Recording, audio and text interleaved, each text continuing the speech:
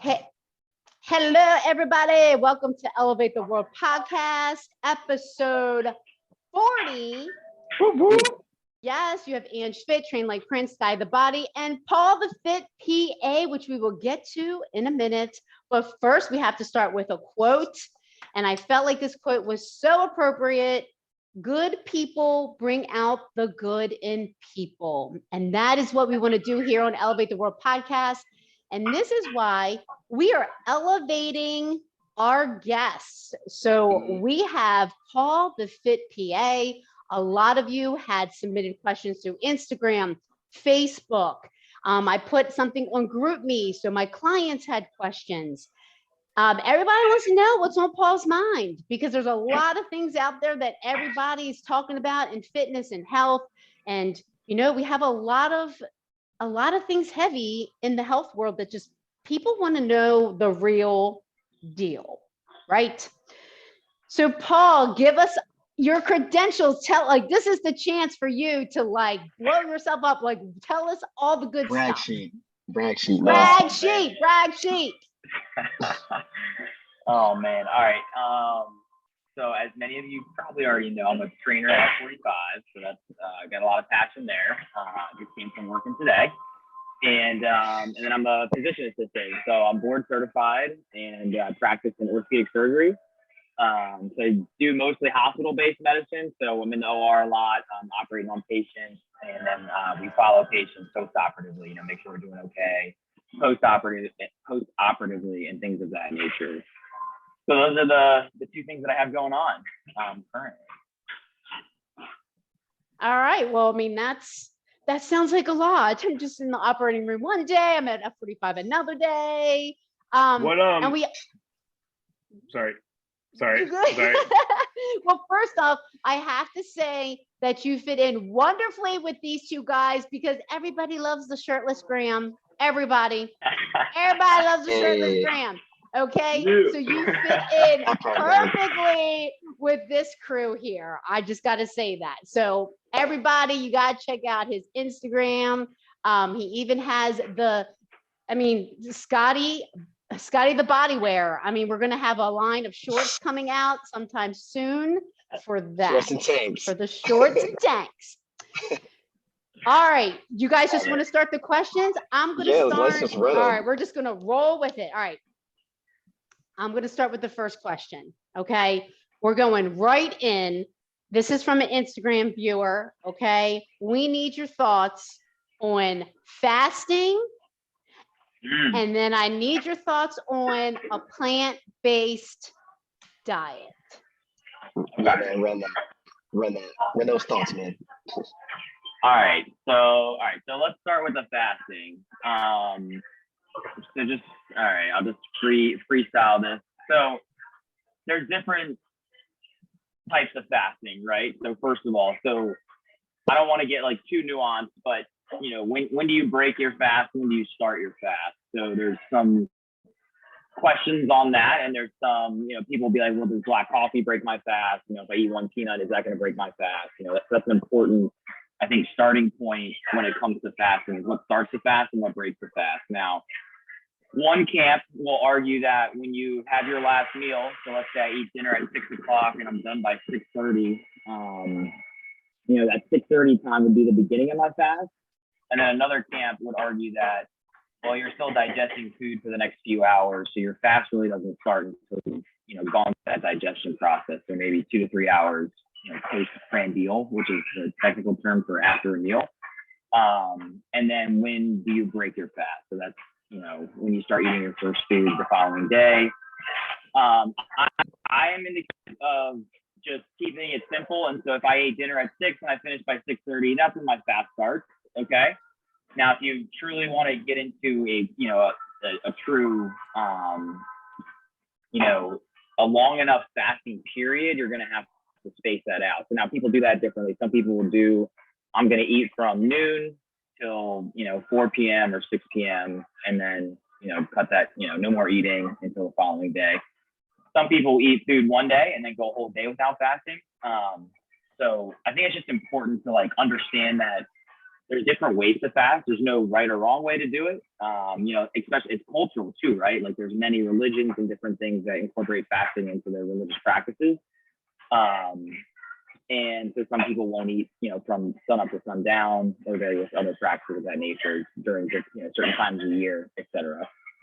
And so to be fasted, right? So we need to be in a caloric deficit for a certain part of the day. So that's going to be, and again, I don't want to get like too nuanced with this stuff. Like people are going to have to know their own basal metabolic rate, like what, you know, what's their caloric intake, calories in, calories out, that kind of stuff to make sure they're in a fasted state. And then, so once you figure that out, once you know, okay, so my eating window is going to be 4 hours, let's just say, and then I'm going to go 20 hours without eating. So you've you know, established this time frame of when you're going to be fasted. Okay, so you've got that down. You know, then it's looking at, well, how many calories are you going to consume in that 4 hour time frame, right? So are you going to maintain where you're at? Do you want to, you know, equal your calories in with your calories out, or are you trying to lose weight? Do you want to be in a caloric deficit? Which my suggestion, if you're going to choose a you know, time restricted fasting, something of that nature, kind of makes no sense to be trying to lose weight. I wouldn't, or at least maintain weight. I wouldn't choose a fasting approach if you're trying to, you know, put on muscle mass, if you're trying to gain weight, be in a, you know, caloric surplus, that type of thing. So, you know, once we've established that, so then why fast? So your cells and your body and everything are constantly turning over, right? And they put off waste. They have all these chemical processes going on. So what happens when you're in a fasted state is autophagy, which is your cells go in there and they clean up all the bad stuff, right? So there's nothing new coming in. So it gives your body this opportunity to clean out all this waste, okay? So why is that good, right? Well, the waste, you guys have, I'm sure anybody listening to this has heard of like antioxidants and that type of thing, and how it's good to eat antioxidants, right? Because your cells oxidize material as they go through these chemical processes. And the autophagy and the cleaning up of all this stuff is going to reduce that, right? It's going to take that down. And why do you want that? Well, those things can lead to cancer, or they can lead to just inflammation, like just all kinds of things and all kinds of negative things that we don't want from just being constantly in a caloric surplus, which is kind of like what we see in America. Everybody's pretty much, not everybody, excuse me, the average person is consistently in a caloric surplus. So so if you just think about it, it's like go all the time. And it's the same thing for your body. If you never slept, right? If you don't take care of yourself, you start to get run down, right? So it's the same thing. Your cells need to work in that same type of mindset. They need some time to just chill out and have an opportunity to clean themselves up. So I'm a huge fan of fasting. I, again, typically incorporate that into my routine when I'm trying to do a cut, or just like reduce my caloric intake throughout the day, because I think it's easier to be in a deficit for, calorie deficit throughout the day if I restrict my, my time eating window. And what I've listened to, I'm a big fan of Dr. Andrew Huberman, who's like a neurobiologist out of, I think, Stanford, and he just puts out amazing material, and it's all free. You can just glean a ton of information from him, and he makes it very digestible. But his podcasts are very long, so you got to, he gets pretty deep into science of everything. But a lot of the literature just reinforces what I've just said. Basically, is that like health markers start to go up, like people's cholesterol, their LDL, their HDL numbers, other CRP, ESRP, these like inflammatory markers in your body, like those numbers go down. People's cholesterol numbers go down, the good cholesterol, the HDL goes up. So all these things, all these health markers that you can just get from basic blood tests will improve for people who were previously not in a intermittent fasting or fasting type diet, and then incorporate that into their practice. So yeah, so I'm a big fan of it, and like I said, that's actually what I'm doing right now. So I gained some weight, and I'm like, my wife and I were vacationing and traveling a bunch. So I gained some weight. So my way to attack weight loss, one of my favorite ways, is just intermittent fasting. So I choose a window. I usually don't eat till noon at work, and then I try to stop my eating by like 8 o'clock. So for me, it's about an 8-hour window, but that's kind of how I approach that. Dang, Prince, you may have convinced me a little bit. That was good. Yeah, no, You you may did. You have gave all the convinced me a little bit. details. You gave all Yeah. the details. I fast for the same window from noon to 8. I eat from noon to 8, and then I'm fasted the rest of the day. Wow. Yeah, Very and good. it's just it's easy and it's straightforward. And then so did you want me to touch on the vegetarian? What was the question? What was the second part of the question? Yes. Plant-based So thoughts on a plant-based diet? Also on a plant-based diet. Okay. So I don't have personal experience with plant-based diet. My wife does, my sister-in-law are both vegetarians, have been for probably like 5 years now. So I think it's awesome. I think there's, no right or wrong way to eat as long as you're getting all the nutrients that your body needs. So there's certain things like proteins are made up of 20 amino acids, and it's hard to cover all of them unless you're eating real meat. So people that eat chicken, beef, fish, we don't really have to try hard, right? We just eat our diet and we get all the amino acids that we need. We get everything that we need from that. There's also some vitamin stuff as well that you only get from eating meat. Creatine, you can't get that naturally, but your body wants that. Your body produces that, and that comes from meat as well. So I think it's B12. I could be wrong on that, but one of the vitamin Bs, there's a couple of different vitamin Bs, but you got to supplement the vitamin. You got to. Yeah, is it B12? Okay, thank you. So those are important things to do if you do choose a vegetarian diet. And the other kind of trap that I've seen people fall into is a lot of the processed vegetarian products are really high in saturated fat. Yes. And that can be a problem. And then they're also the carb, the easy, quick grab stuff, right? So you carbs taste good, they make you feel good, right? So we all just want to crush them and just eat them all up. So the hardest part that I've seen, and it's been cool watching my wife, like, because I knew her before she was a vegetarian, she was eating steak, whatever, and then now she's been a vegetarian for a long time, and so I've helped her kind of like, we've tackled some of those things and just incorporating more foods that are high in protein, and just making sure she gets a well-rounded diet, so we're not worried about any like vitamin deficiencies or anything like that. Very good. Whew. My brain's working already. Okay. Yeah, man. Scotty, I believe it's your question next. Am I right? Scotty's Keep me question. straight here, guys. Keep me straight here, right? Yeah, Okay, Scotty. Scotty, what you got, Scotty? Scotty, you're Yo, muted. you're muted, bro. I forgot. It was like, yeah. So they were cutting the grass. I was talking shit. No. I got 4 questions for Paul that people sent me, and they're all really good. Like, I'm actually super intrigued by some of them. I'm gonna go with one from Nick Shepard. He's a member at 45. Shout out to Nick. Shout out to Nick.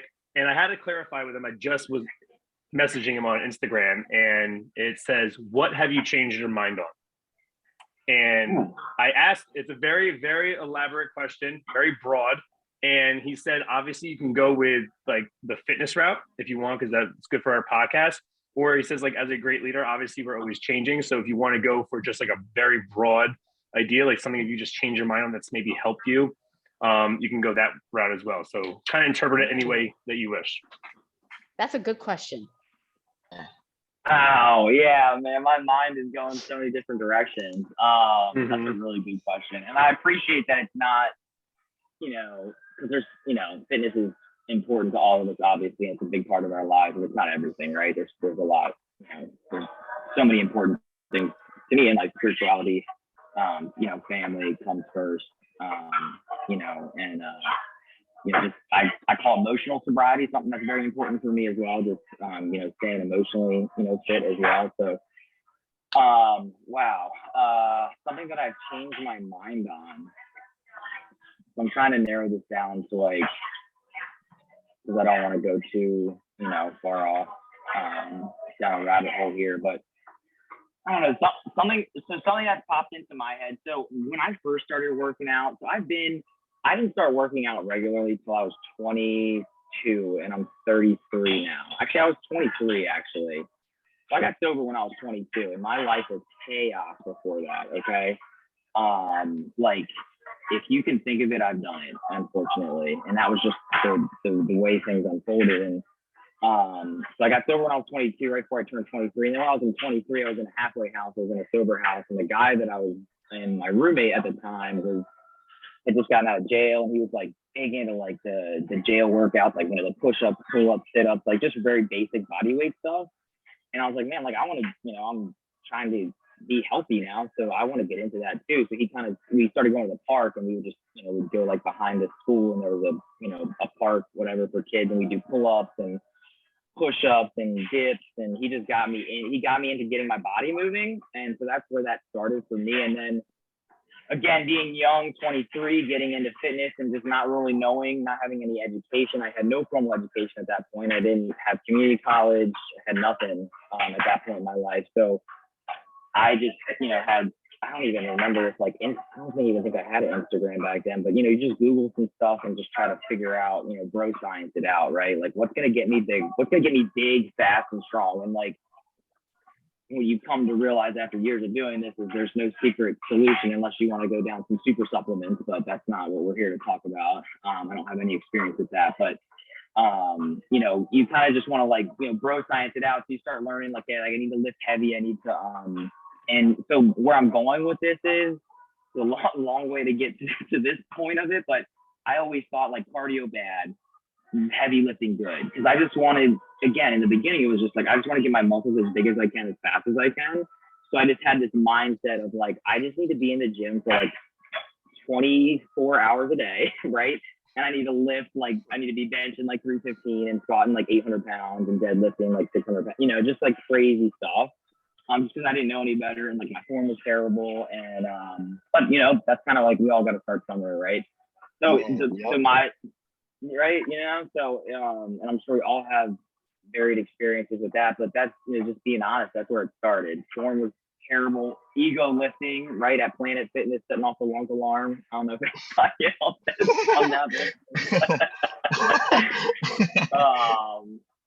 dropping weights, but anyway, but so again, so I was, and when you don't have a education or a thorough understanding of this stuff, if you haven't done the research on your own, you don't know who to take advice from or where to go. And there's so much out there. There's even more today, especially with like Instagram and influencers out there, and there's these people on Instagram who are like jacked on steroids, and they're telling you can get a six-pack in 6 minutes with these little exercises, just like crazy advice out there, right?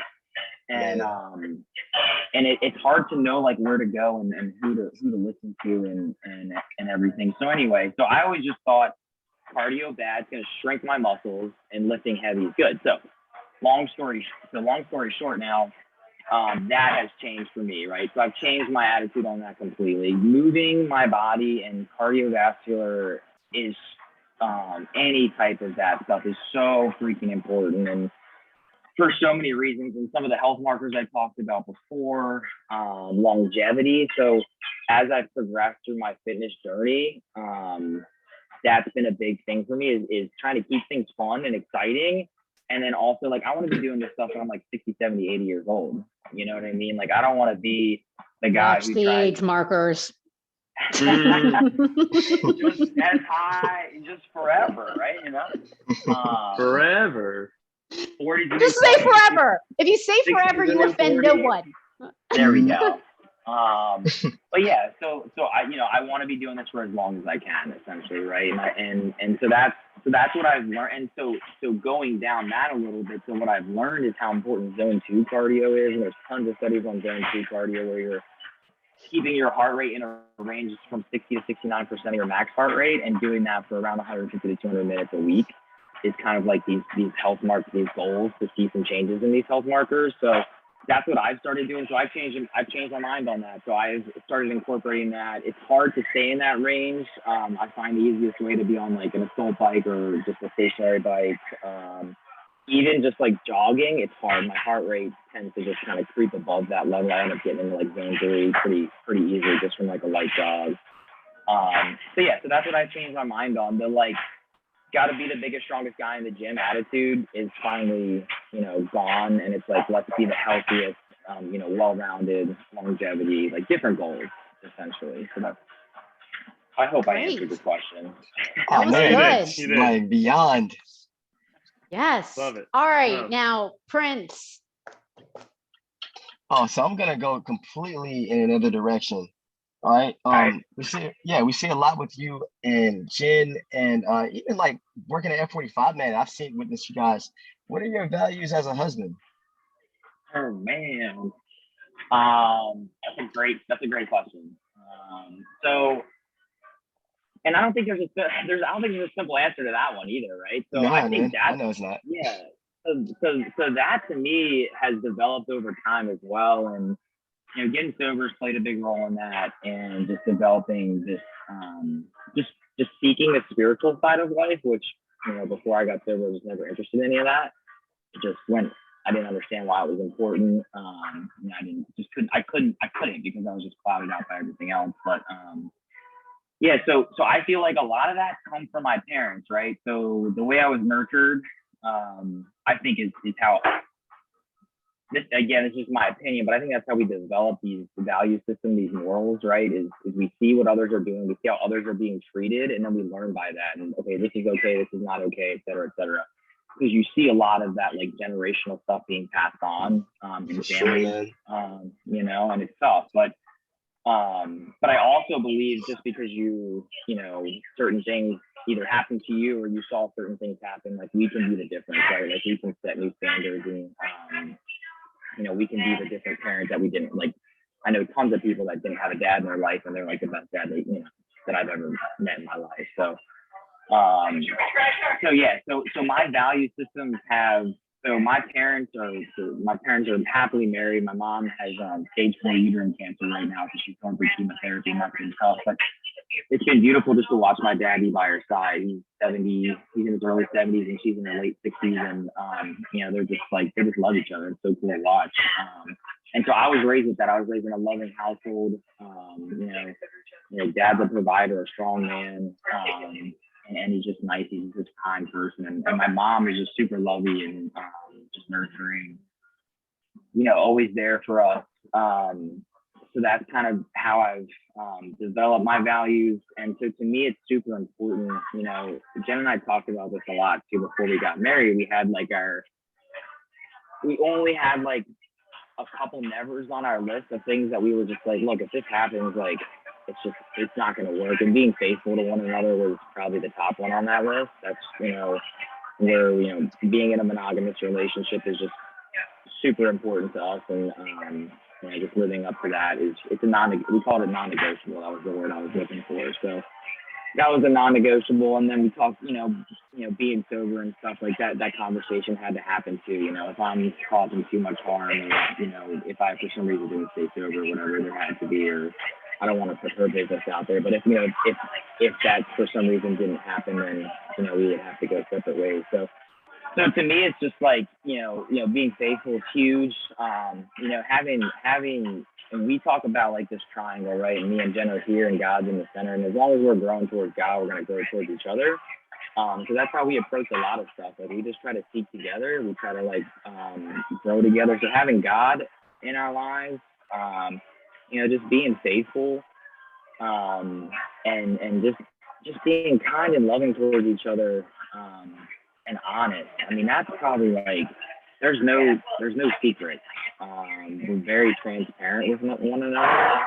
I don't think there's anything at all in my life that's happened that Jen doesn't know about, and vice versa, right? So we heavily lean on each other as sounding boards. And just, I know I can go to her with anything, and it's just going to stay between us. And so that's huge too. Just being able to have that communication, that honesty, and that open-mindedness with each other is super important. Nice, man. That's dope, bro. Sweet. Thanks for the answer. That actually was very valuable, man. I took a couple things from that. Awesome. That was great. That was great. And I love how we're mixing it up. It's not just health and fitness here, because you guys are going all different ways. We that's what we do here. And we may talk about the first week of the NFL, not yet, but I really want to get there, but we might not today. I don't know. We might have to come back to that, because Scotty,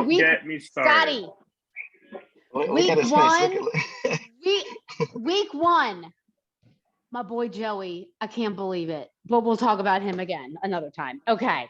All right. So Paul, question, what are your top treatment options or recommendations for people who are dealing with anxiety and or depression?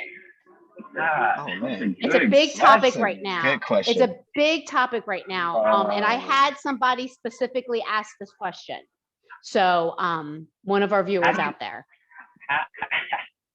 So, oh man, I am incredibly opinionated on this subject, so I don't want to offend anybody. Oh man. Ooh. Ooh. So I feel very strongly about the overuse and overprescription of antidepressants, anti-anxiety medications. Yes. Okay. Preach. Go with it. Go with it. Now, Everybody knows here we're fair game in opinions. Everybody knows we're, just open to talk about what we feel. So just dive right in. All right. Dive right in. So I want to stay in my lane, right? Like I'm not a mental health professional. I don't work in psychiatry or anything like that. So I don't do this stuff on a daily basis. But being sober and being around a lot of people who have used and abused those types of medications, and I've worked in treatment centers and drug and alcohol rehabilitation centers, and I've seen it there and people trying to get sober. So, and again, I don't want to be misunderstood. I say the over prescription, right? There's definitely a place for selective serotonin reuptake inhibitors, right? Like common Prozac, like the common antidepressants and medications used for generalized anxiety disorder. And then there's stronger stuff like the benzodiazepines, like Xanax and Klonopin and those type of things, which should have a much more limited use than the other stuff because of their harsher side effects and addictive profiles. But anyway, and there's lots of different classes of these medications, but they're definitely, in my opinion, overprescribed, right? Because it's the same thing with blood pressure medication, right? Like, let me throw an ACE inhibitor and ARB at someone, and it's going to lower their blood pressure, right? They could be, their BMI could be 35. They could be, obese and never exercise, and I can get your blood pressure down, sure. Let me throw some antihypertensive medication at you, sure, no problem. But am I actually fixing the problem, right? Like I'm getting the numbers that I want, and I'm treating the numbers, and I'm getting some good numbers, but I'm actually addressing the underlying issue? Absolutely not, right? So that's like kind of my analogy or metaphor or whatever for the same thing with anxiety medication and antidepressants and things of that nature, right? So because we have access to this stuff now, it's so easy to just, hey, I don't feel good this day. I'm depressed. You have DSM whatever, diagnosable depression, right? Okay, well, let me throw selective serotonin reuptake inhibitor at you, and you're probably going to feel a little bit better, right? What am I actually addressing what's going on? So what I would like to see more of is sitting that patient down or that person down and saying, okay, well, how many times do you exercise in a week? None. Okay, what's your diet look like? Well, I go to McDonald's like 4 or 5 times a week, and I'm eating a lot of processed foods and et cetera, et cetera. Okay. And this is a harder subject to touch on with people because it's very controversial. But what's your spiritual life look like? Where are you at there? And then putting together this like whole package of a person, and treating that stuff, I guarantee you're going to see improvements in depression and anxiety and stuff like that, because I've done experiments on myself, right? And not like necessarily like well thought out or constructed, but I'd eat like terribly for a week and not exercise, and I feel awful. I feel depressed and anxious, and I would feel terrible about myself. And then I go weeks eating really well and being very active and stuff like that, and I feel great. And there's a very obvious correlation to me there of treating the underlying issue. And it's, to me, that's how we're built. Like, humans were created to move, and what we put in our bodies affects how we feel. And there's like a lot of tangents I can go down off of like sweets and dopamine release and why they're so addictive and et cetera, et cetera. But it's the same thing as like putting a drug in your body, and there's going to be side effects to that. It's just like there is when you put, whatever else in your body, cocaine or whatever, there's going to be side effects. So when someone comes in to the primary care physician's office and they say I'm depressed, and the doctor has them fill out their little 20, questionnaire, and yep, you're depressed. Okay, here's your medication. Like, let me go bill your insurance and on to the next one. That's how the healthcare system works, unfortunately. Very difficult to sit down with someone for an hour, 2 hours, and be compensated for it. So if you can't do that, then you're just going to throw a pill at the person, tell them to come back. Oh, I feel a little bit better. Okay, they didn't change anything. They're not exercising. They didn't change their diet. They're not getting enough water. They're not getting enough sleep. Oh my gosh, that's not like probably the most important one that we see on a regular basis. Lack of sleep will make you crazy.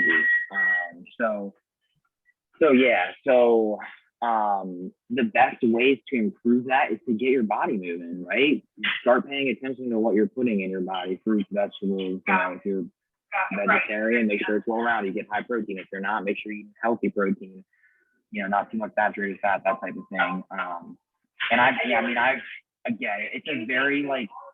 It's a very tough topic to talk about, especially with like suicide rates in the United States and things like that. And I'm not encouraging anyone to like stop taking any medication without talking to their doctor first. But consider if you are on that route, that's fine. There's nothing wrong with that. No one's judging you, but try to incorporate some of this other stuff and see if that changes anything, right? Like start moving your body, start eating better, start getting more sleep, and see how that makes you feel, right? On top of, whatever avenues, therapists, that type of stuff that you're doing. God, Paul, that's so good. Like all of us three, we tend to take the more holistic approach when we talk about things. I couldn't agree with you more. And I agree 1,000% with everything you said. And these guys know, I would throw social media in there as well. I feel like FOMO, even if it's real or not, the FOMO, the fear of missing out of the social media and the people not connecting people to people, but connecting through so much technology. Like there's a place in it, there's a benefit to it, but I feel like also like going back to Prince's question, like let's work on our relationships, let's work on our brain. What you feed your brain and your body matter. I mean, there are studies that link fast food to depression. I mean, there's studies out there. So I couldn't agree more. Absolutely. That was an awesome answer. Scotty, what you got? Unmute yourself. Oh, they're cutting the grass out here. Scotty's cutting back on that caffeine. He's a little like, I'm just kidding. JK, Wait. All right, do your promo. What is it? Is that the first form? Let's go. First form. Let's go. Right. There you go.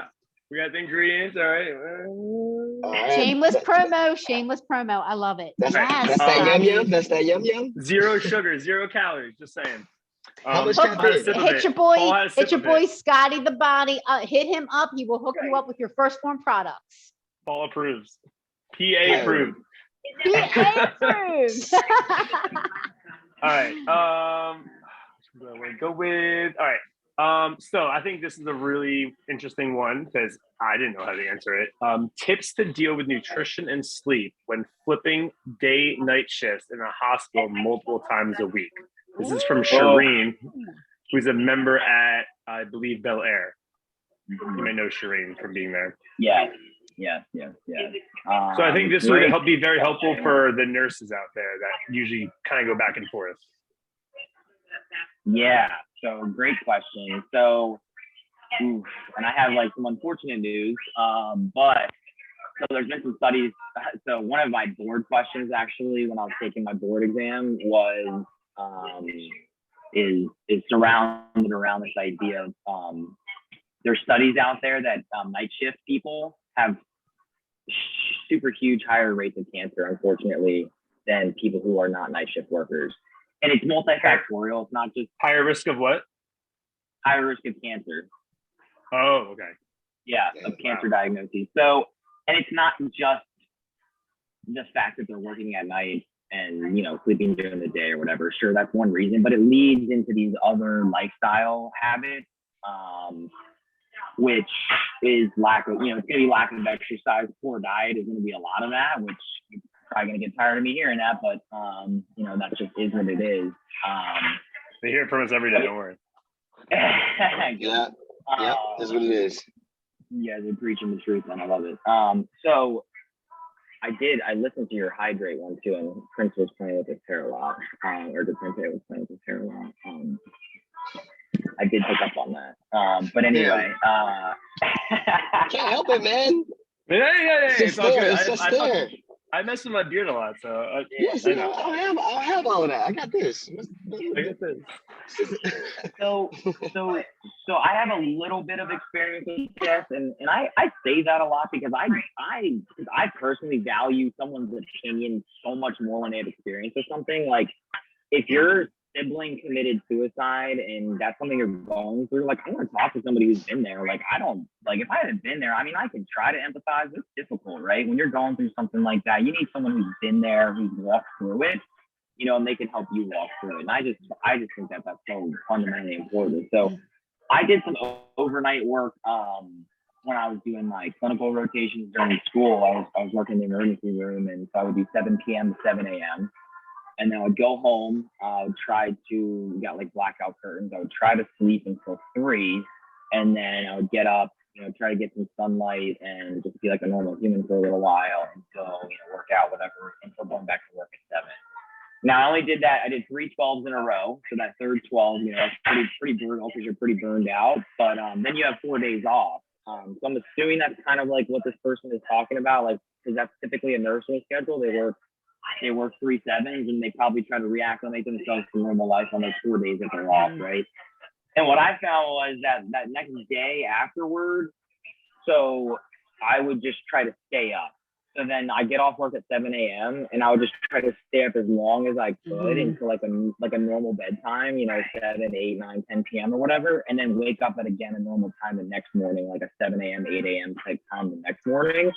But you kind of feel like crap that day, obviously, right? Like because you've been up all night, and then you know, you're just kind of like out of it. And the next day you kind of feel a little out of it, but then the following day you kind of feel normal again. But then you got to get ready to go back into that cycle again. So it's tough. I don't really have like a great recommendation for that. I know like getting sunlight is so important. So if your only opportunity to do that is a little bit of time, and you don't have to get a ton, but you need to get like 10, 20 minutes of some sun on your skin per day, you know, just for like some vitamin D synthesis and things like that. So to do that, you know, you gotta find time when the sun's out, obviously, right? You're not gonna be doing that while you're at work, working all night. But yeah, so that's important. But another thing too is, and I just feel this, and this again is just my opinion, like overnight shifts are just so unnatural. So it's a really tough one. Like I don't think there's not good data on it. All the data honestly is pretty negative on it. And like, cause what our body wants to do, because right, like, so we're primitive, right? So before we had like restaurants and grocery stores and stuff like that, we had to go out and hunt and gather and collect and forage and all this kind of stuff, right? So as the sun came up, that's how we would naturally wake up, right? So the body gets in the circadian rhythm, and these hormones start being released, and cortisol and all these things start happening in your body as the sun comes up. So that's what your body wants to do. And then as the sun goes down, all these, again, it's this rhythm. We're rhythm-based animals. And so different hormones get released and things start happening to try to wind the body down to go to sleep. So when you counteract that and stay up all night drinking a bunch of caffeine because it's unnatural, you throw off a lot of that stuff. And it's difficult. I personally chose a specialty where I knew I wouldn't have to work overnight shifts because it just doesn't work for me. Being an active fit person, like my gym sessions when I was doing that rotation were terrible. You know, my performance just dropped, my energy just dropped. So yeah, unfortunately, I have to have a conversation with Shereen, but you know, unfortunately, I don't think there is a good solution to that. It's a tough one. Maybe you guys have some better suggestions than I do. Yeah, I don't. It's just very. We've definitely gone over it on a podcast before. I've gone over it with like the challenge Zoom, and yeah, it's really like being like the best way to go about it is getting consistent sleep. So that's the one way I know. So if you're not getting consistent sleep, you won't be able to like recover properly. So that's like a tough one. Like I don't know if there's any way you can ask for a change, like to get to get out of it, or to like maybe move to only night shift? I know that's really tough to ask somebody and your boss, but like that's what I've got too. Yeah. Like there's I not have really a much good else. friend. I have a good friend that does it beautifully, but she only does night shift. I don't think she switches. I think the problem, I think the challenge lies in the switch as well, because if you get into that rhythm, right, your body's in that rhythm. So she works until 7 a.m. and then she gets her workout in, and then she goes home and sleeps. So it would almost be like if we work until 5, we go get our workout in, we go eat dinner, and we go to bed, right? Or whatever that it may be. So that's how she follows it. Scotty, but I will ask her if she does a shift switch. I don't think she does, but she might, and maybe I can get some information there. Cool. Yeah, but Yeah, that's I'm a great curious question. I'm curious if that person like stays up on their off days, or if they try to like get up. You know what I mean? Like that's the Yeah. part that because I guess you could get used to it after a while, but I didn't do it long enough to know. I'm going to Yeah. ask her, and I will get back to you guys to make sure that you know what she says. All right, Prince, hit us here. Hit us here. So I actually, I feel like, dude, I feel like you're a pretty passionate guy, man. So like, this question is pretty much, what is it that you love most about what you do in healthcare? That's a good question. I like that question a lot. So that's that's like a pretty easy one for me. So I just had this experience today. So you guys probably know her, Sandra at F45 in Simonium has lost, I think she said, 65 or 80 pounds, something ridiculous, right? Oh, wow. It's been over, it's absolutely insane. It's been over like a 2-year period. Yeah, incredible stuff. And just to see that transformation, like just to get to be like a little part of that person's experience to a healthier life. I mean, that's just priceless, man. Like she was showing me, I came in today and I was just like, she used to be so much, bigger than she is now. And I was just thinking to myself, like, I should say something to her. Let me just acknowledge it. So I went up to her and I was like, man, you look like a different person than, when I first met you. And she's like, oh, I got to show you after class, like some of my before and after pictures. And she had them like side by side. And it's literally like, you can't even recognize the other person. It's just incredible. And like, I guarantee you, if you go back and look at blood work from when she was, much larger versus blood work now, I bet you would see just incredible improvements across the board, which I'd be, that's protected health information, but I'd be fascinated to, to look at that stuff and just see, what the differences are. And that's why it's so cool just to be a part of that. Cause like, she could be potentially extending her life like 10, 20, 30 years, you know what I mean? Because or even longer, you change all those habits and start taking care of yourself. And so that, I mean, to me, that's what it's about, is just helping people. And it sounds like such a, cliche and overused, easy, answer. But I mean, it really is, man. Like, and it's the same thing in orthopedic surgery. People have debilitating knee pain or hip pain, and you get to go in there and fix it, and they come back in a few weeks and they're like, I don't have pain anymore. Like, you've changed my entire life. I can walk, and like the stuff you take for granted, once you lose it, you quickly realize how just walking, some of these patients are just like so grateful that they can go up and down stairs or just, walk to the refrigerator or whatever it is. So, I mean, that's what it's about, man. And that there's a lot of overlap in my recovery journey and stuff like that. And I sponsor a lot of other men in AA and help them get sober. And so it's all interconnected for me. Just watching people go from their lowest lows to, just productive members of society is just, I mean, that's where it's at. That's where God's working. So that's where I want to be. Sure, man. Yeah, man, you're out there elevating the world in your own way. Here you are. Absolutely. That's dope, man. That's definitely what it's all about. Right. And two things I want to point out about Paul is, number one, you guys keep hearing him say blood work. So, and if you're not out there getting, no matter what age you are, if you're not getting your baseline blood work, so you can have something to compare as you get older, go get your blood work done. I don't care if you're 20, 30, 40, 50, do not be scared. Some people say, I don't want to know. No, go get your blood work. You hear it firsthand from Paul how important it is and how those markers can change your life. Okay. And I need to bring up the other point, Paul, how freaking amazing in your life where you started here and you ended up here. I mean, that is so inspiring and incredible. I think that people watching this will just, if you take away nothing from this podcast, take away the journey, how somebody with a plan, a goal, and somebody who wants to do something and really find out who they are. And he takes all his steps from getting sober to now being Paul the Fit PA. I mean, that took some work. That took some work. So if you think that you can't accomplish something, or if you're feeling low or less than, I mean, this just listen to this story. I mean, you didn't tell us your whole story, but you're telling us your whole story without telling us everything. I mean, we're piecing it together here, the amazing journey that you've had. So I just wanted to point those two things out. Okay. Your top books and podcasts. What should we be reading? And of course, you better say this podcast. What should we be listening to?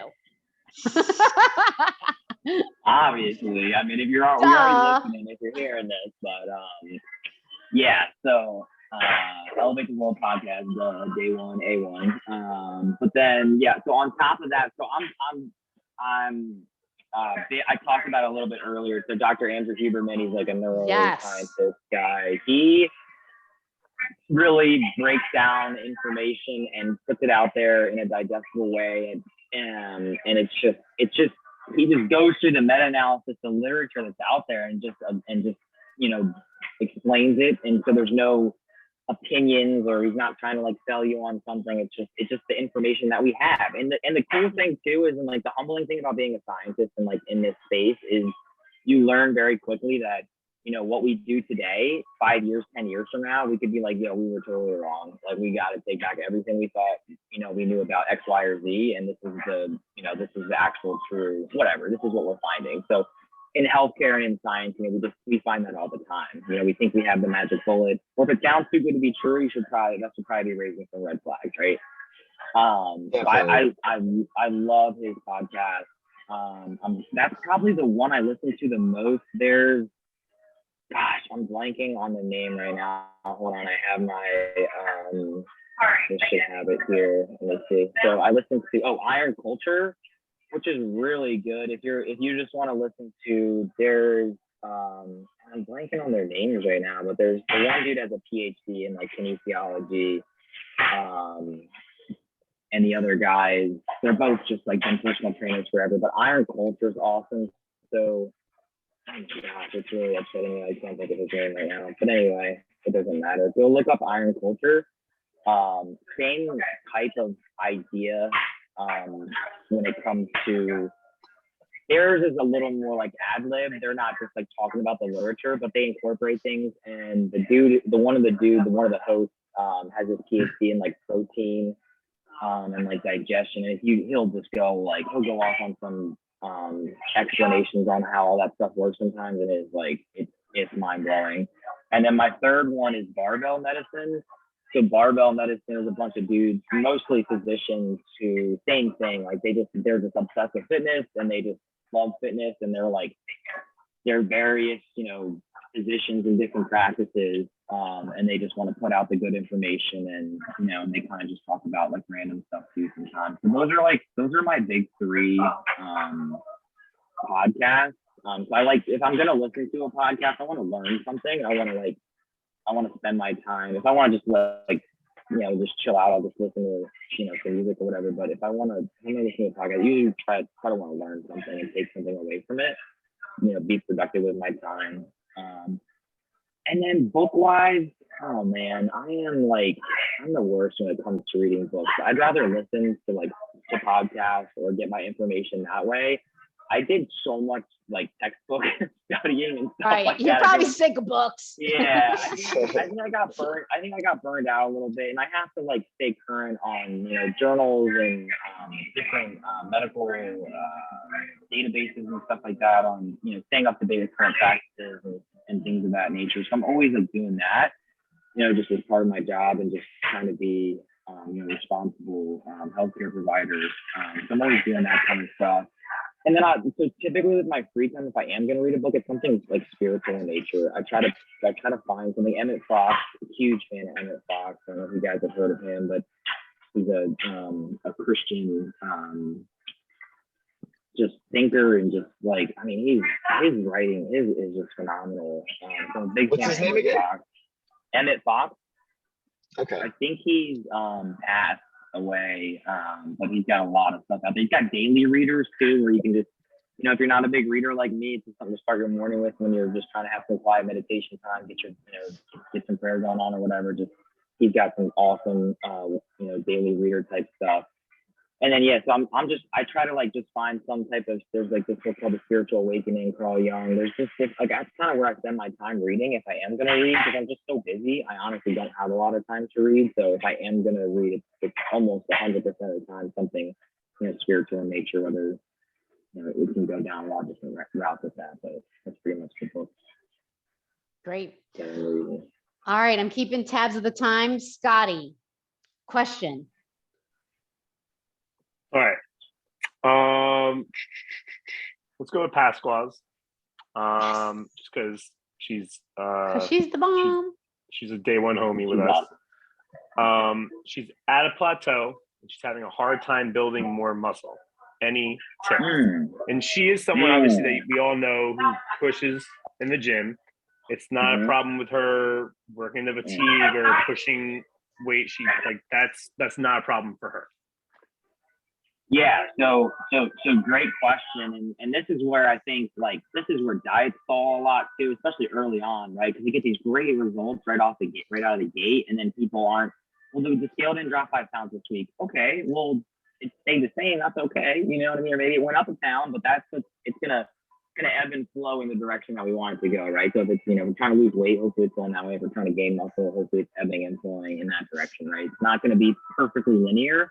And that's like a really hard thing for us as humans to accept, that this path isn't going to just be perfectly linear. Like if I take my weight every morning just to catalog it and just so I can go back and look, and my weight just goes like this. But depending on if I'm in a caloric deficit or not, or caloric surplus, like it again, it does this wave thing, but it goes in the direction I want it to go. But if I just looked at it from one day to the next, let's say I had a high salt meal or a carb heavy meal or something, all this stuff stored in my body, then yeah, my weight could go up 5 pounds, like from one day to the next. But I don't freak out about it because I know that I know I'm doing the right stuff and whatever. So yeah, so that's tough. So plateaus are tough. So, and that's an extremely nuanced question, because you have to take in tons of factors, right? So I know, and to your point, I know Pasquale, she's one of the hardest working people. She's always lifting heavy. She's always doing the right stuff in the gym. So then you got to start looking at sleep, right? So are we recovering? Are we allowing our muscles to recover? Are we taking days off from the gym and doing like healthy active recovery days, going for nice walks, that type of thing, or bike rides, or whatever you enjoy, that type of stuff. And what's their nutrition look like? So that's where I would start. And then if you have all that stuff dialed in, you're 100% confident. Okay, I'm in my fitness pal, I've logged everything. I'm weighing everything out. I know I'm getting 130 grams of protein. I know I'm getting X, Y, and Z. I'm getting 8 hours of sleep a day, and you're still not seeing progress. Then you got to start to look at, okay, well, and this affects women, especially more than men. As we age, things are going to change in our bodies, right? So we have to take that stuff into consideration. It just is what it is, and you can't ignore it, right? And anyone, as they age, I think it's at age 40, statistically now, people start to lose 0.5% body or muscle mass, whatever, a year, and that's taking everyone into consideration. So right? So people who aren't active, and just that's everybody. Now I've seen guys and women in their 50s, 60s, and 70s who are jacked, right? Because they've been doing it and they stayed consistent with it. And they've made, and they stayed consistent, right? But yeah, so that's where I would start. And people sleep on sleep, for real though. They think, oh, well, I'm getting 5 hours and it's fine. I feel fine. This is my baseline. Everything's okay. But that's when your body's recovering and your proteins are building and your muscles building and all that kind of stuff. So it's not an easy answer. If the person's 20 years old and they don't have any other comorbidities, they're healthy, and we're not seeing progress, they're probably not tracking correctly. So we need to take a closer look at that. They're probably drinking too much alcohol on the weekend. They're probably just, there's probably something a little more simple. Someone who's more consistent, has been doing this for a while and is a little bit older, it's going to be a little bit trickier to, and it's just harder to gain muscle as we age. Father time, always wins out, or whatever that, saying is, right? Like, we can't, no one lives forever. Like, at some point, you're going to start to see plateaus. So just kind of having realistic expectations, I guess, is where I'm going with that one. And you kind of do have to, like, dial things in more. And, like, even from when I was 20 years old to 33, I have to do things differently. You know what I mean? Like, I had buddies who were eating McDonald's and Twizzlers and Oreos every day. At 20, they're jacked. And I'm like, what? But, as you age, like, you just can't do that anymore. Yeah. Proof. I think we Facts. I mean, as Scotty would say. I mean, it is what it is. So Right. tell her to come talk to me. I'll have a nice little fight. Yeah, we're gonna Right. have Pasqua on here. Don't you worry. We're gonna have her on. Mhm. All right. Again, All right, Prince. I'm looking at the time. You got a quick question for Paul, the last one. Look, you know what? Actually, the question I had, he answered in the beginning, and it was like pretty much like, what do you love about fitness? What got you started, and what's keeping you going? And I feel like you shared a lot of that with us in the Oh, that's beginning. great. I don't know if there's anything else you want to add in on that.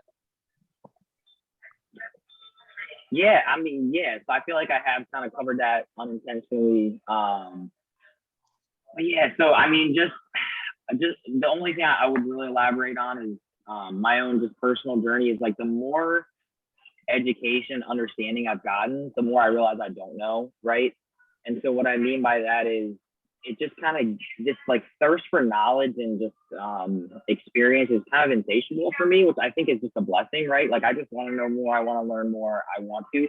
That drives me to educate myself, read scientific journals that are free on the internet that, maybe other people wouldn't find interesting. But if it's going to help me dial in my, ability to be a better coach, or just to be a better healthcare provider, just a better person, like, then I want to do that. So that's kind of just innate. It just seems to be like something that I don't have to really try too hard at. It just kind of is the way it is for me. And what keeps me going is yeah, like, and then the more it just kind of builds on itself, right? So the more I know, and that kind of goes back to that whole, like, zone 2 cardio thing, like, and again, like, this could change 10 years from now. The literature might change, and then I might be doing something different, but I'm going to try to, like, the more I learn, the more I just, well, I want that. Like, I want to be the healthiest person I've been. Like, I trashed my body when I was younger. I want to be as healthy as I possibly can be, just going forward. And so just, I don't know, the more I know, the more I'm like, and let me just reiterate the fact that I don't know much, because there's just so much out there. But the more I know, the more I'm like, well, how can I, like, preach this or educate my patient on this? Like, it's always like that infamous, like, well, my doctor's 300 pounds and smokes cigarettes, and he's telling me to, like, quit smoking and stop eating McDonald's. You know what I mean? And, like, drives people crazy, right? Like, you got to walk the walk. And so that fuels me, right? So the more I know, the more I'm like, well, I don't want to put soda in my body, because, I know how bad sugar is, and I don't want to put, whatever, this processed stuff in my body. I want to limit it as much as I can, because I just know, what it's going to do to me in the long run. So it keeps me going for sure. Paul, you are such an inspiration for your patients and for your clients and for everyone walking the walk as a doctor, as a PA in the health field. I don't think there's anything better than that. Like, You're a champ, man. You're a champ. Thank you.